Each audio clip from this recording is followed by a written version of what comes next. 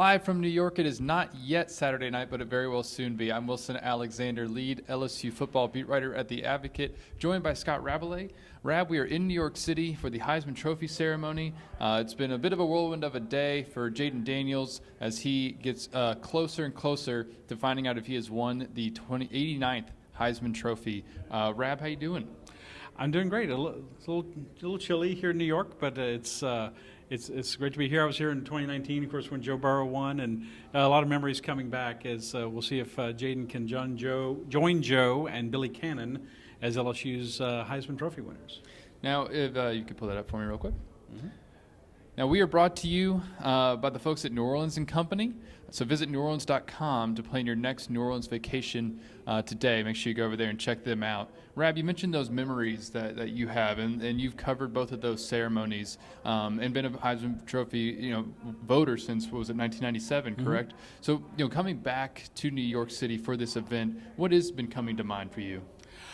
Well, this is the culmination of a lot of dreams, for guys. Jayden Daniels, I was talking to his father this morning, and he was saying how they used to watch the Heisman ceremony every year when he was growing up, and Jayden said he was inspired by guys like Cam Newton, quarterbacks somewhat similar to him, Cam Newton and Lamar Jackson and Robert Griffin III, and now you're here. I mean, this is something these guys dream of since they were a little kid. Now for one of them, it's about to become a reality, and I was struck then as I am now, but what a life-changing thing this can be. I mean, it's like the rest of your life you're going to be called Jayden Daniels or Bo Nix or Michael Penix or Marvin Harrison, Heisman Trophy winner, and it overwhelmed Joe Burrow, a guy who was pretty stoic, in his time at LSU, and he was moved to tears, and I expect that could be a similar thing for one of these young men too. So when it really hits them, of what this means for their lives and the lives of the people around them. I had conversations with Joe Burrow's parents and with Bunny Cannon, Billy Cannon's daughter this week, kind of about that very same thing, that after this, if you win, your life is never the same, and neither is your life the same for the people around you, for your family, because Bunny Cannon had a great quote about this, that you're forever known as Heisman Trophy winner, but it's also Heisman Trophy winner's daughter or Heisman Trophy winner's friend. And it's especially true for her brother, Billy Cannon Jr. Yeah, absolutely. It's one of those things. Yeah, and Joe Burrow's parents said the same thing, that there's people the world over, not just in the United States, who know Joe Burrow as the Heisman winner. And Jimmy Burrow, Joe's dad, said this, that there's people who know him as that and don't even know him as the quarterback of the Bengals. So this is a truly life-changing experience, especially with the scene and the setting. What have you sort of, picked up on here in New York and just made of kind of what the scene is to set up Saturday?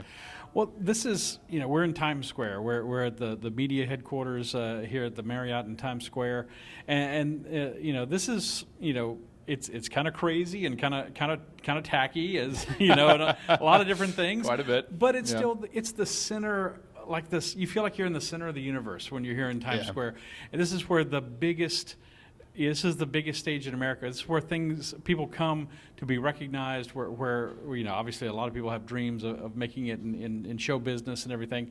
And this is, for Jayden Daniels, he said it was his first visit here. Yeah. He's a California It's quite kid. the introduction to New York City. Yeah, they came in Friday morning. They flew in Friday morning, him and his family, and they were getting shown around New York City. We saw them at Raising Cane's this morning in Times Square, and they had pictures in Times Square, and I'm sure they went to a few other stops, and of course the big ceremony tomorrow night at Lincoln Center. And so it's got to be, and of course they had press conferences with us. We're talking where Jayden Daniels was sitting right here when he was talking to the biggest group of reporters, I would say, today. Mostly everyone who was here seemed to be circled around Jayden, and rightly so. He's the big favorite now for this award, and we'll see if that comes to pass. But it's it's got to be overwhelming in a lot of ways. I think of media days before the season, and that's a lot for guys to deal with. And Jayden was there as well with some of the other LSU players, but this is on another level because look, there are a lot of awards in sports now, obviously, and we'll talk about some other ones, but this is the most famous award in all of American sports, I think. And you're right, people remember this guy more than they remember the NFL MVP or a lot of other ones, and rightly so. You mentioned just the whirlwind that this has been for Jayden. It's not quite the same level as what Joe Burrow went through. We're here right as we're recording this. The College Football Awards show is going on. That's no longer just that's just a TV event now. It's not an entire red carpet and people in person in Atlanta at the College Football Hall of Fame like it was in 2019. And Joe had to go from there to, I can't remember the exact schedule, but within a week he was in Baltimore to accept the Johnny Unitas Award, went to Atlanta, then came to New York. And for Jayden, though, it is still a whirlwind. His parents flew in all the way from California, like you said, to Baton Rouge on Wednesday. The next day, Thursday, they left to go to Baltimore, accept that. And they were here Friday morning, and I also had a moment to speak with Jayden Daniels' father, and he said, "It's Friday morning, right? What day is it? I can't remember."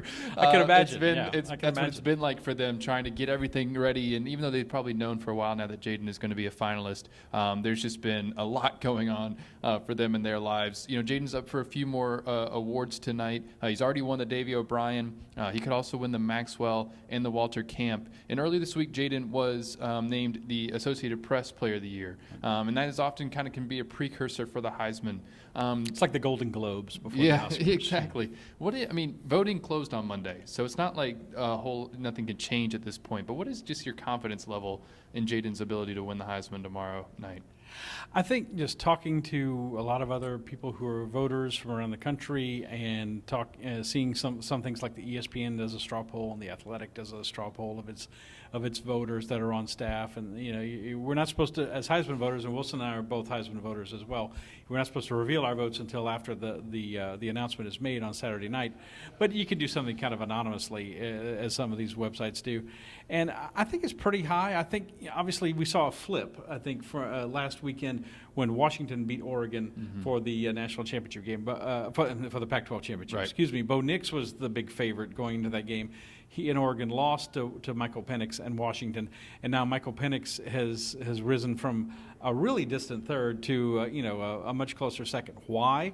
Because he has a chance to be the best player on the best team. He's the only one of the four, really. We can't leave out Marvin Harrison, who's in the college football playoff, and they're the number 2 seed. They're going to play Texas in the Sugar Bowl on New Year's Day, and so that resonates with a lot of voters. And voting closed on Monday, so people had all weekend to consider those votes. And of course, as we've said on other podcasts and we've written and things like that, the fact that LSU is not in the college football playoff, that they have 3 losses, is a bit of a weight on Jayden's chances. That said, with the odds makers and just people you talk to, he seems to remain a huge favorite. I think he's going to win, but it's definitely not quite the foregone conclusion it was in 2019 when Joe Burrow won. But Joe beat Jalen Hurts by the biggest landslide in Heisman history, over 1,800 votes, over 1,800 points, and that's not going to be the case this time. I don't know if it's going to be the closest vote, which was Mark Ingram, the future Saints running back when he was at Alabama, beating Toby Gerhart of Stanford by like 28 or 29 points. It's not going to be that, but it could be pretty close. It's oh, shoot, I just lost my train of thought. With Jayden and the record that LSU has, he was actually asked about this and sort of came and talked about this today. He kept getting asked by some people about, have you made your case and do you feel like you've earned this and all this stuff? And Jayden was very humble about it, saying, I'm just happy to be a finalist, be included in all of those things. But at one point he did say that he wished they could have even done more, especially because he wished that he could have done maybe more to help them as a team. And it feels like he did everything that he possibly could have to help them as a team anyway. But he was almost envious, I think, in some ways of Michael Penix for being on an undefeated team that's in the college football playoff and not having LSU in that exact same position. But speaking of another awards that are going on tonight, Jayden, something else he said is that he wished that he could be with Malik Neighbors, his buddy, his receiver. They like to go shopping together at Saks and other places, and they also are obviously been prolific on the football field. Right at this moment, Marvin Harrison is, I believe, winning the Biletnikoff Award. We'll see in just a second. I think that they just announced that during ESPN's show. What is your reaction to Malik Neighbors, as we understand, coming up extremely short of that? Like, it was a very, very narrow vote from what we've been told. Yeah, it's It's a little disappointing, quite honestly. I would say Malik had by far the best numbers this year. I think for Marvin Harrison, this is just an opinion, but I think some of these individual position awards, like the Blitnikoff Award for receivers, or the Doak Walker Award for running backs, or the Jim Thorpe Award for defensive backs, can sometimes be kind of a career achievement award. I think we saw that with Grant Delpit in 2019, who had a better 2018 than he did 2019, but it was. People kind of voted for him as complete body of work. And I think people regard Marvin Harrison as the number one wide receiver prospect for the NFL draft next year. And, of course, he's a Heisman finalist. You can only vote for 3 people on a ballot, but he's the fourth guy. So, obviously, he got on a number of ballots. He's probably the 4th leading vote getter for the Heisman, I would think. But that kind of speaks to his candidacy for the Blitnikoff and his chances of winning. And so I thought this was kind of an uphill climb for Malik a little bit, but I thought he was very deserving. And if he came up just short, that's a shame. But he was right there. And it doesn't take away from the year he had. It's first-team All-American, consensus All-American, and only one person can win. And it's really tough sometimes. And if he just missed out, that's a shame, but it doesn't take away from the season he had. So he did just miss out. As we can see now, Marvin Harrison did win the Blitnikoff, and right after that, LSU posted on its Twitter account a picture of Malik with the caption "Most Hated." So LSU is kind of leaning into that for Malik Neighbors. Is there anything else to add, you think, at this point about Jayden and the Heisman before we move on to a little bit of other LSU news? Obviously tomorrow night the show, the Heisman presentation is an hour long. It starts at 7 o'clock on ESPN. They'll announce the winner just a little before 8 o'clock in Central Time, and there'll be a speech. He'll make a speech, and then we'll get him in a news conference here at the Heisman headquarters. Like Wilson said, he has a chance to become only the 3rd Heisman winner for LSU. LSU were he to win, would become one of only 12 schools with 3 or more Heisman winners. That's putting you in a pretty rare company. LSU's, I would just say, for LSU's tradition, it would mean a great deal, along with what it means for Jayden Daniels personally. And then they stay over for a big banquet on Sunday night here in New York, and then we'll see what he decides to do as far as the ReliaQuest Bowl when LSU plays on New Year's Day against Wisconsin. Jayden has dodged questions about what he's going to do in the bowl game for a little while now, and he did again today at Raising Cane's. Was asked if he was going to play. He said basically he just needed to get through this weekend and then sit down with his family and make a decision. And as we've discussed multiple times on the podcast, we personally don't really fault him either way. If he does not play in that game, he has nothing left to prove, but hasn't come out with a solid decision yet in terms of what he is doing for that bowl game. We do have a couple of other LSU updates. In the midst of all of this going on here in New York City and Jayden Daniels winning the Heisman, a little bit of roster movement here today. 2 LSU players entered the transfer portal, that being Marlon Martinez and Quincy Wiggins. Marlon Martinez, that one makes quite a bit of sense because he was kind of a backup offensive lineman, a senior with one more eligibility left. LSU could bring back all 5 starters on the offensive line next year because Charles Turner does have another year of eligibility. And the only other ones on that line who are draft eligible anyway are Garrett Dellinger and Miles Frazier. And at the same time, Brad Davis has built up quite a bit of depth already there, and they've got another 5 offensive linemen coming in this 2024 class who are currently committed. So, it makes sense for Marlon after losing out on the center job this year to try to go find somewhere to play with his last season. That makes quite a bit of sense. But the other one is Quincy Wiggins. That one's a little bit more intriguing. Quincy was a top 100 prospect according to 24/7 Sports Composite. Some individual outlets, including 24/7, I think had him as a top 50 prospect in that 2022 class. What do you make of Quincy entering the transfer portal after 2 seasons in which he only played 9 games? Didn't play much, but obviously LSU, there's an opportunity for you to play in the future if you play defensive line. I mean, they need more guys there. So, it's easy for players to get a little disillusioned and maybe make a decision that you question. I would have thought the opportunity for playing time would be there for him in 2024.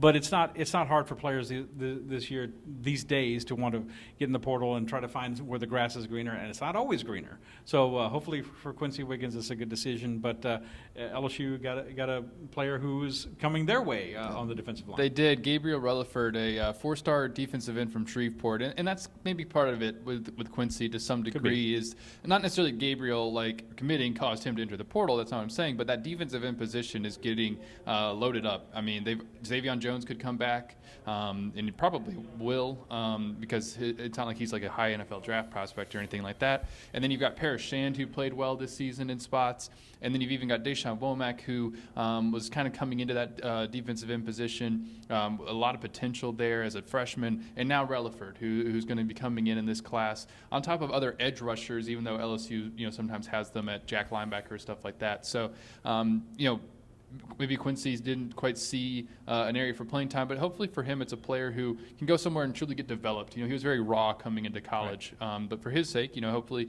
wherever he does end up next, he can kind of realize that potential that is there in someone who is athletic as he is. But yeah, LSU lands Gabriel Relaford, a big pickup for them, a guy who had been committed to Texas A&M, backed off of that right after an LSU visit, and now LSU is adding to a spot on the defensive line where it needed some help. It needs to continue to get defensive interior depth, but certainly any defensive lineman is a good thing. So LSU lands him. Once again, we're brought to you by New Orleans & Company, so make sure you visit NewOrleans.com to plan your next New Orleans vacation. We will be back tomorrow doing another video after the results of the Heisman come out. Whether or not Jayden Daniels has won it, we'll break it all down and from another full day in New York City. For Scott Rabalais, I'm Wilson Alexander. Thank you all for watching, and we will see you again after Saturday's ceremony.